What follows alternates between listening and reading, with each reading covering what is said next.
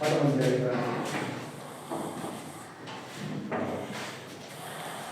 बच्चों, कैसे हैं आप लोग। आशा करता हूं कि आप लोग बिल्कुल ठीक होंगे। मेरा नाम है शिवांश और आज हम लोग बात करेंगे आपके आईसीएसई के क्लास 10th के फिजिक्स के फर्स्ट चैप्टर जिसका नाम है इलेक्ट्रिसिटी। इलेक्ट्रिसिटी में हमें जो जो चीज़ें पढ़नी हैं उसके बारे में हम लोग आज डिस्कस करेंगे और कुछ चीज़ों को हम लोग समझते हुए चलेंगे। हम लोग इस टर्म में अपने सिलेबस के हिसाब से पढ़ाई करेंगे। यहाँ पर हम लोग देखते हैं कि इलेक्ट्रिसिटी को अगर हमको समझना है तो इलेक्ट्रिसिटी क्या होती है ये जानने से पहले इलेक्ट्रिसिटी क्यों होती है ये जानना जरूरी है। ठीक है, क्या है व्हाट से ज्यादा इंपॉर्टेंट चीज है साइंस में जब भी हम पढ़ते हैं व्हाई, कि ऐसा होता क्यों है। अगर क्यों हम समझ गए तो हमें क्या है ये समझने में ज्यादा दिक्कत नहीं होगी। तो सबसे पहले हम लोग समझते हैं कि इलेक्ट्रिसिटी होती क्यों है। तो इसकी डेफिनेशन कहती है the rate of flow of charge,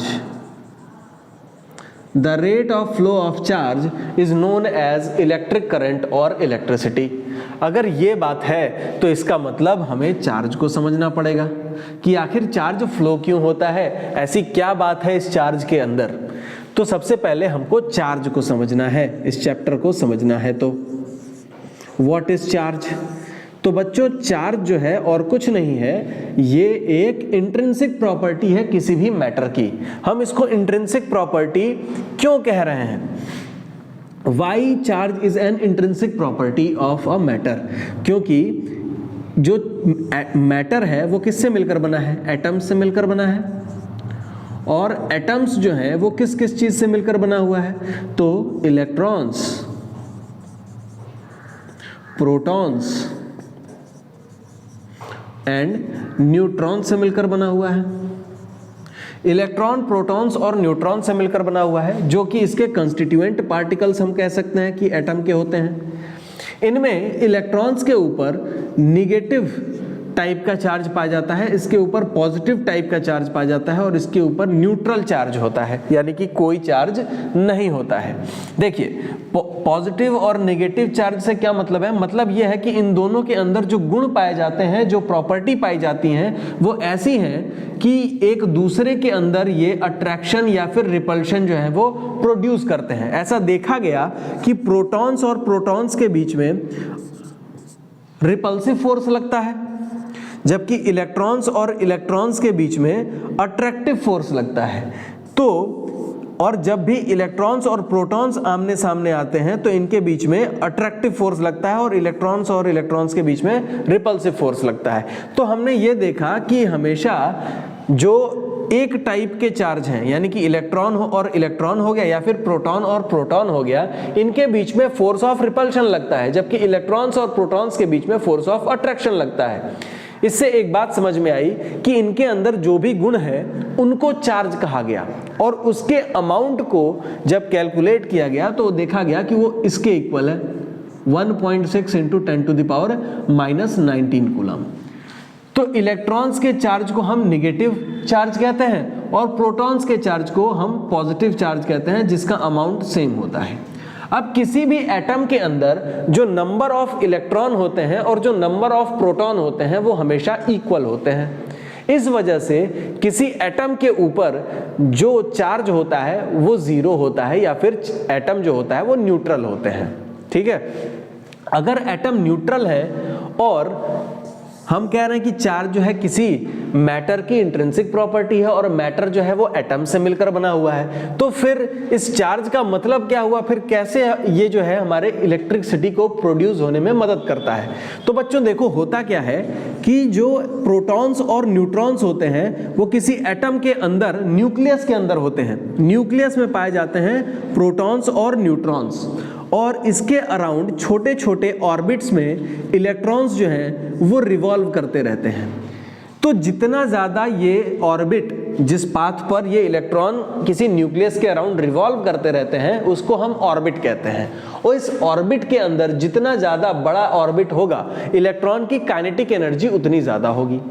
ऐसा हो जाए कि इसकी एनर्जी इतनी ज्यादा हो जाए कि ये अपने ऑर्बिट से बाहर निकल जाए, तो उस केस में क्या होगा कि इस एटम के ऊपर जो नंबर ऑफ इलेक्ट्रॉन्स और नंबर ऑफ प्रोटॉन्स का बैलेंस है वो बिगड़ जाएगा और इलेक्ट्रॉन्स की कमी हो जाएगी। इलेक्ट्रॉन की कमी होने का मतलब है कि इसके अंदर जो न्यूक्लियस के अंदर प्रोटॉन है उनका नंबर अधिक हो गया इलेक्ट्रॉन्स के नंबर से। तो जो इनका नंबर था वो इक्वल था, तब तो चार्ज एटम के ऊपर 0 था, लेकिन जैसे ही एक इलेक्ट्रॉन यहां से बाहर निकल गया, अब इस एटम के ऊपर पॉजिटिव चार्ज आ जाएगा। और वो पॉजिटिव चार्ज कितना होगा? जितना एक इलेक्ट्रॉन के ऊपर पॉजिटिव चार्ज होता है। और ये इलेक्ट्रॉन जिस एटम के ऊपर, जिस मॉलिक्यूल के ऊपर जाएगा, उतना ही इसके ऊपर नेगेटिव चार्ज आ जाएगा। इसी प्रॉपर्टी को हम क्या कहते हैं? इस प्रॉपर्टी को हम कहते हैं कि quantization of charge. Quantization of charge का मतलब क्या है कि charge always exist in the integral multiple of charge on an electron. Charge always exists in the form of integral multiple of an electron. Charge on an electron. अगर इसको हम mathematical form में लिखना चाहें कि क्वांटाइजेशन ऑफ चार्ज क्या होता है, तो हम ऐसे लिख सकते हैं कि Q is equals to plus minus n e. ठीक है, यहां पर n का मतलब क्या हुआ? n का मतलब है इंटीजर।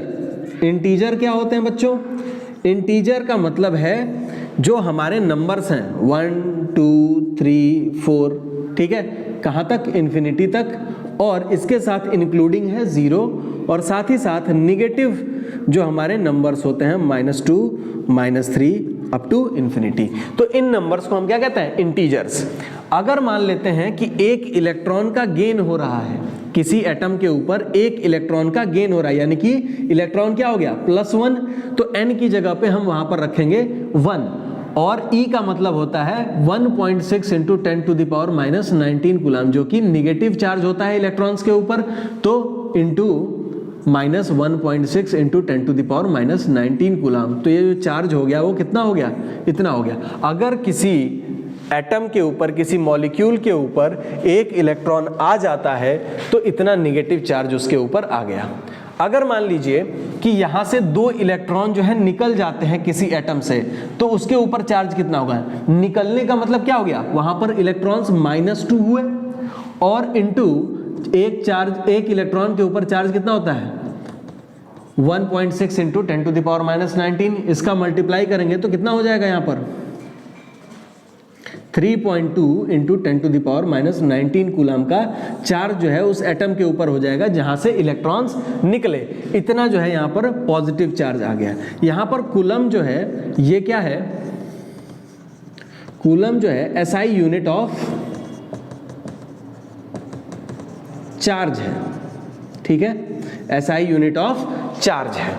तो इस तरीके से हमको एक बात पता चली कि जो भी हमारे पास क्या कहते हैं एटम है, उन सब के अंदर ये चार्ज तो एग्जिस्ट करते ही हैं, लेकिन वो डिपेंड करता है कि वो वहां पर हैं किस फॉर्म में है। यानी कि अगर नंबर ऑफ प्रोटॉन और नंबर ऑफ इलेक्ट्रॉन वहां पर इक्वल नंबर में है या फिर अनइक्वल है। जब भी इक्वल नंबर में होंगे तो उसके ऊपर चार्ज 0 होगा, और जब भी अनइक्वल नंबर में होंगे तो वहां पर कुछ चार्ज एग्जिस्ट करेगा। और किस फॉर्म में एग्जिस्ट करेगा? तो एक इलेक्ट्रॉन के ऊपर जितना चार्ज होता है उसके इंटीग्रल मल्टीपल के फॉर्म में एग्जिस्ट करेगा। इसी को हम क्वांटाइजेशन ऑफ चार्ज कह रहे हैं।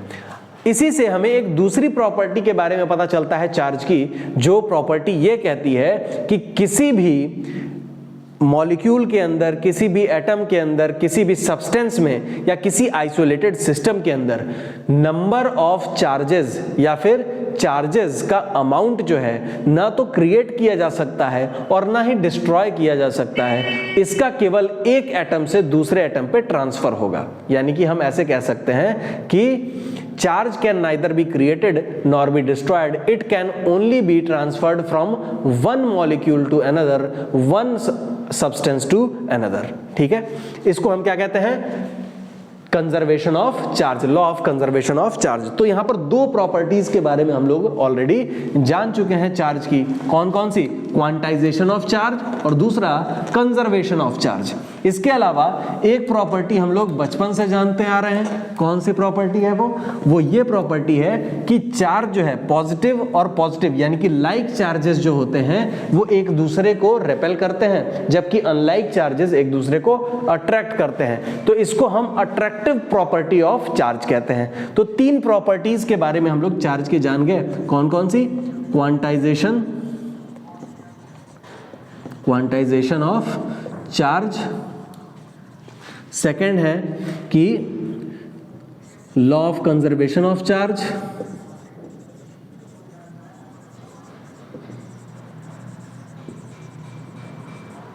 और थर्ड है आपका attractive property of charge.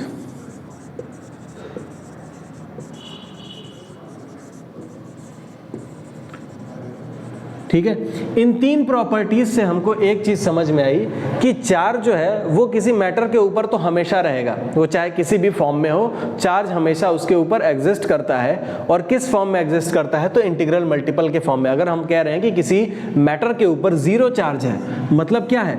Zero is an integer, therefore Q is equal to क्या हो जाएगा? 0 इंटू माइनस 1.6 इंटू 10 के पावर माइनस 19 कूलम, यानी कि वहां से कोई भी इलेक्ट्रॉन ट्रांसफर नहीं हुआ है उस एटम के ऊपर से, इस वजह से उसके ऊपर जो चार्ज एग्जिस्ट कर रहा है वो कितना है? जीरो है। तो चार्ज हमेशा एग्जिस्ट करेगा, चाहे वो कुछ भी हो, जीरो भी होगा तो भी जो है हम कहेंगे कि उसके ऊपर चार्ज एग्जिस्ट कर रहा है, और इंटीग्रल मल्टीपल के फॉर्म में है 1.6 into 10 to the power minus 19 coulomb के इंटीग्रल मल्टीपल के फॉर्म में है। ठीक है, अब यहीं से हमारी बात आती है कि जब ये हम चार्ज के बारे में जान गए तो अगला स्टेप क्या? तो चार्ज की स्टडी जो है हम दो तरीके से करते हैं। ठीक है, फिजिक्स के अंदर हम लोग चार्ज को दो तरीके से स्टडी करते हैं। एक बार जब चार्ज एट रेस्ट है और दूसरा जब चार्ज मोशन में है। ठीक है, when charge is at rest,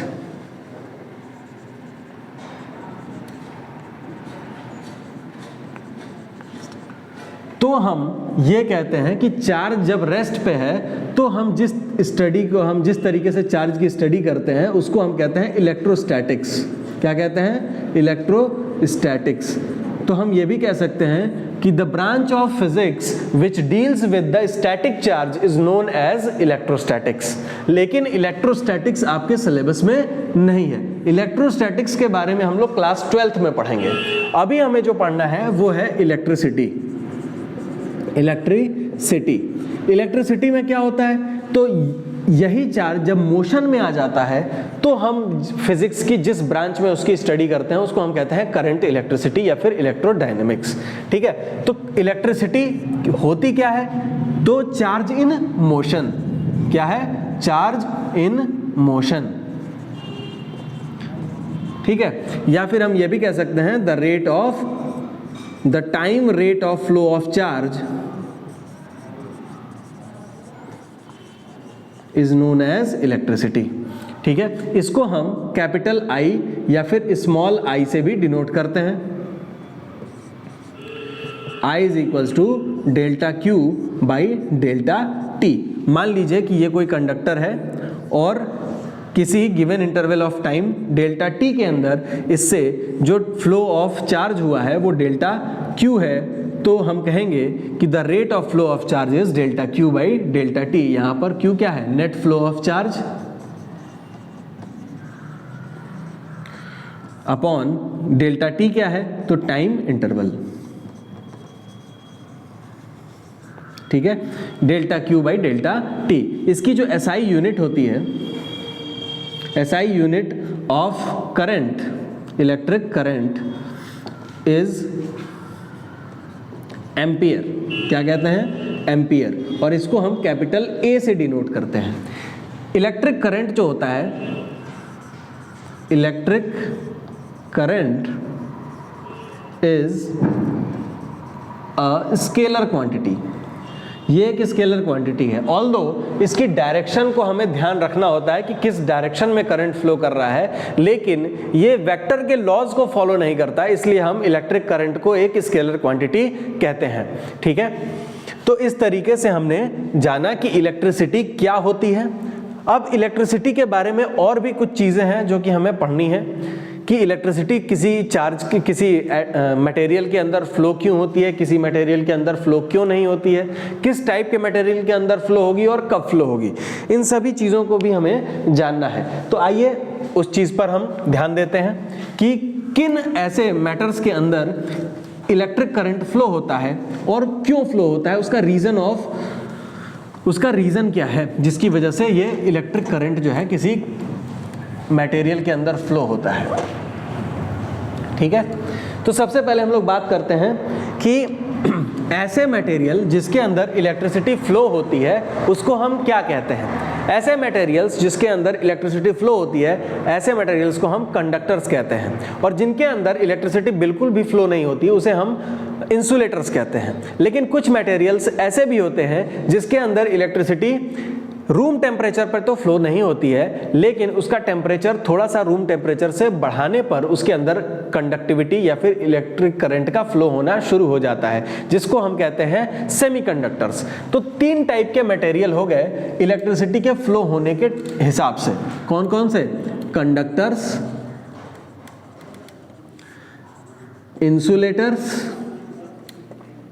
insulators और सेमीकंडक्टर्स। ठीक है, सेमीकंडक्टर्स। कंडक्टर्स के अंदर इलेक्ट्रिसिटी के फ्लो होने का रीजन है कि इसके अंदर फ्री इलेक्ट्रॉन्स होते हैं। ठीक है, फ्री इलेक्ट्रॉन्स के प्रेजेंस की वजह से ये चार्ज जो है इजीली जो है फ्लो होना शुरू हो जाते हैं और इस वजह से इलेक्ट्रिक करंट इन मटेरियल्स के अंदर फ्लो होती है, जबकि इनके अंदर फ्री इलेक्ट्रॉन्स बिल्कुल भी नहीं होते हैं या फिर नाम मात्र के होते हैं, और जिसकी वजह से चार्ज का फ्लो लगभग ना के बराबर होता है। इस वजह से इनको इंसुलेटर कहा जाता है या फिर इनको बैड कंडक्टर्स ऑफ इलेक्ट्रिसिटी भी कहा जाता है। और सेमीकंडक्टर्स क्या होते हैं? तो सेमीकंडक्टर्स ऐसे मटेरियल हैं कि रूम टेम्परेचर पे इनके पास फ्री इलेक्ट्रॉन्स नहीं होते हैं, लेकिन जैसे जैसे हम एनर्जी बढ़ाना शुरू करते हैं तो आउटर मोस्ट ऑर्बिट में ये जो इलेक्ट्रॉन्स होते हैं इसके पास इतनी एनर्जी आ जाती है कि ये अपने आउटर मोस्ट ऑर्बिट से बाहर जंप करके निकल आते हैं और यही फ्री इलेक्ट्रॉन्स का काम करते हैं, जिसकी वजह से इसके अंदर कंडक्शन स्टार्ट हो जाता है। तो इसको कुछ एनर्जी की रिक्वायरमेंट होती है जो कि हम फॉर्म ऑफ हीट जो है इसको प्रोवाइड करते हैं और इसके अंदर कंडक्शन शुरू हो जाता है, जबकि कंडक्टर्स के अंदर हमको हीट प्रोवाइड करने की जरूरत नहीं होती है और ये नॉर्मल रूम टेम्परेचर पे आराम से इसके अंदर करंट का जो है कंडक्शन हो सकता है। ठीक है,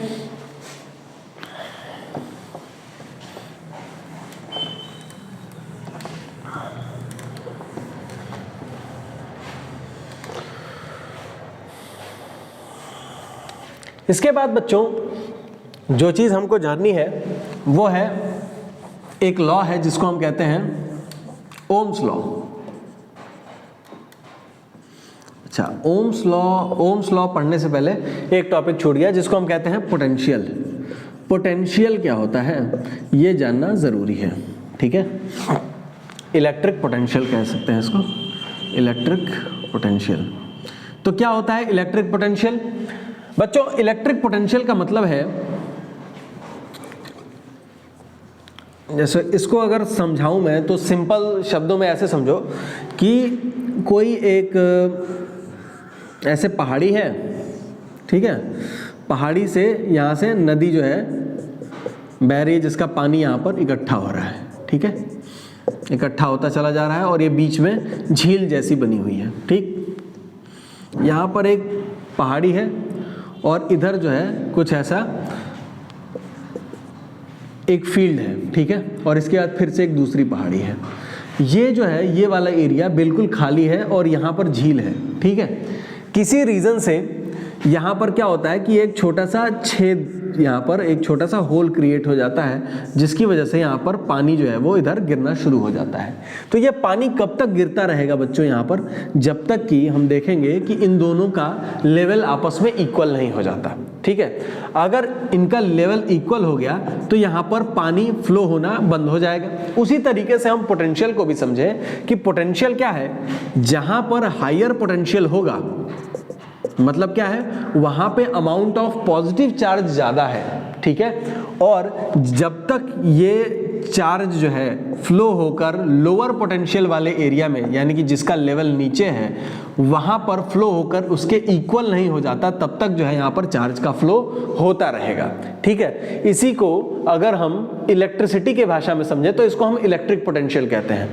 इसकी जो साइंटिफिक डेफिनेशन है वो कैसे बताई गई है, तो देखो बच्चों, क्या होता है कि कोई भी चार्ज जो होता है उस चार्ज के अराउंड क्या होता है, ऐसा एरिया होता है, रीजन ऑफ स्पेस होता है जहां पर दूसरा चार्ज आता है तो एक फोर्स को फील करता है, ठीक है, फोर्स को एक्सपीरियंस करता है। मान लो अगर ये पॉजिटिव चार्ज होगा तो फोर्स ऑफ रिपल्शन फील करेगा, अगर ये नेगेटिव चार्ज है तो फोर्स ऑफ अट्रैक्शन फील करेगा, लेकिन इस चार्ज की वजह से इसके ऊपर कोई ना कोई फोर्स लगेगा। तो the region of space around a charge is known as the electric field of that charge. That particular charge, उस पर्टिकुलर चार्ज के अराउंड वो रीजन ऑफ स्पेस जहां पर दूसरा चार्ज फोर्स को एक्सपीरियंस करता है, उसको हम क्या कहते हैं, उसको हम कहते हैं इलेक्ट्रिक फील्ड। क्या कहते हैं, इलेक्ट्रिक फील्ड। इस इलेक्ट्रिक फील्ड के अंदर मान लीजिए कि कोई पॉइंट ए है, ठीक है, इस पॉइंट ए तक फ्रॉम इंफिनिटी, यानी कि बहुत दूर स्थित किसी बिंदु से, किसी पॉइंट से अगर हम एक यूनिट पॉजिटिव टेस्ट चार्ज को लेकर आ रहे हैं इस पॉइंट ए तक, तो जितना वर्क डन हमको करना पड़ेगा from infinity to this point in the electric field of this charge is known as the potential of this point, electric potential of this point. V is equals to W upon Q naught. क्या होता है कि किसी भी charge के around electric field में स्थित किसी पॉइंट पर अगर हमको इलेक्ट्रिक पोटेंशियल को डिफाइन करना है तो हम कैसे डिफाइन करेंगे कि इन्फिनिटी से उस पॉइंट तक किसी यूनिट पॉजिटिव टेस्ट चार्ज को लाने में जितना वर्क डन करना पड़ा उसी को हम क्या कहते हैं, इलेक्ट्रिक पोटेंशियल कह रहे हैं। Electric potential V is equals to W upon Q not.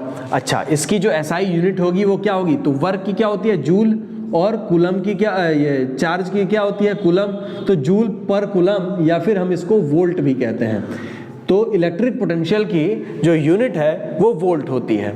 और जैसा इस एग्जांपल से हमने समझा कि हमेशा हायर पोटेंशियल से लोअर पोटेंशियल की तरफ चार्ज का फ्लो होता है, उसी तरीके से हम कह सकते हैं कि चार्ज को फ्लो होने के लिए पोटेंशियल डिफरेंस का होना जरूरी है। जहां पर भी पोटेंशियल डिफरेंस होगा पॉजिटिव चार्ज उस डायरेक्शन में जाएगा जिस डायरेक्शन में पोटेंशियल कम है, जिस डायरेक्शन में पोटेंशियल कम है उस डायरेक्शन में पॉजिटिव चार्ज का फ्लो होगा और नेगेटिव चार्ज का उसके अपोजिट डायरेक्शन में होगा। क्योंकि हमको यह बात पता है कि चार्ज का फ्लो जो है वो इलेक्ट्रॉन्स के फ्लो की वजह से होता है, क्योंकि प्रोटॉन्स जो होते हैं वो क्या होते हैं, वो न्यूक्लियस के अंदर होते हैं। तो न्यूक्लियस के अंदर से प्रोटॉन्स को निकाल पाना बहुत मुश्किल है, उतनी एनर्जी हमारे पास नहीं है। लेकिन इलेक्ट्रॉन्स जो है वो फ्रीली जो है वो किसी एटम के अंदर निकलते रहते हैं, ठीक है। सॉरी। तो इस वजह से हम कह सकते हैं कि किसी एटम के अंदर जो इलेक्ट्रॉन्स होते हैं वो इजीली आसानी से उसको हम निकाल सकते हैं, जबकि प्रोटॉन जो कि न्यूक्लियस के अंदर है उसको निकालने के लिए हमको ज्यादा एनर्जी की जरूरत होगी। तो इसीलिए जब भी चार्ज का फ्लो होता है वो इलेक्ट्रॉन्स के फ्लो की वजह से होता है, कभी भी प्रोटॉन्स के फ्लो की वजह से नहीं होता। लेकिन जितनी भी डेफिनेशन दी गई है, ठीक है, वो पॉजिटिव चार्ज को ध्यान में रख कर दी गई हुई है। तो हमेशा जो इलेक्ट्रिक करंट फ्लो करेगा वो इलेक्ट्रॉन्स के फ्लो के अपोजिट डायरेक्शन में फ्लो होता है, ठीक है। और पोटेंशियल डिफरेंस क्या होता है ये समझ गए। पोटेंशियल डिफरेंस क्या होता है, तो इलेक्ट्रिक फील्ड के अंदर अगर मान लीजिए कि दो पॉइंट्स हैं A और B, तो मान लीजिए इन्फिनिटी से पॉइंट A तक आने में कुछ वर्क डन करना पड़ेगा जिसको हम W1 कह देते हैं, और पॉइंट A तक जाने में कुछ वर्क डन करना पड़ेगा जिसको हम W2 कह देते हैं। तो ये दोनों वर्क डन करने के में जितना हमको डिफरेंस महसूस हो रहा है पर यूनिट चार्ज के ऊपर, उसी को हम क्या कहते हैं, पोटेंशियल डिफरेंस कहते हैं। इसको भी हम डेल्टा V से या फिर V से रिप्रेजेंट करते हैं और इसकी यूनिट भी वोल्ट होती है, ठीक है, पोटेंशियल डिफरेंस। तो जहां पर पोटेंशियल डिफरेंस होगा वहां पर हायर पोटेंशियल से लोअर पोटेंशियल की तरफ पॉजिटिव चार्ज फ्लो करेगा। इसी flow rate of flow of charge को ही हम क्या कहते हैं, इलेक्ट्रिक करंट कहते हैं। तो इलेक्ट्रिक करंट के फ्लो होने के लिए जो फैक्टर इंपॉर्टेंट है वो ये है कि वो मटेरियल कंडक्टर होना चाहिए और साथ ही साथ उस कंडक्टर के अक्रॉस एक पोटेंशियल डिफरेंस होना चाहिए, तभी जाकर इलेक्ट्रिक करंट फ्लो होगा। तो आशा करता हूं कि अभी तक जो चीजें आप लोगों को बताई गई हैं वो आपको समझ में आ रही होंगी, ठीक है। इसके आगे जो भी चीजें हमें पढ़नी है वो हम लोग नेक्स्ट लेक्चर में देखेंगे। तब तक के लिए बहुत बहुत धन्यवाद।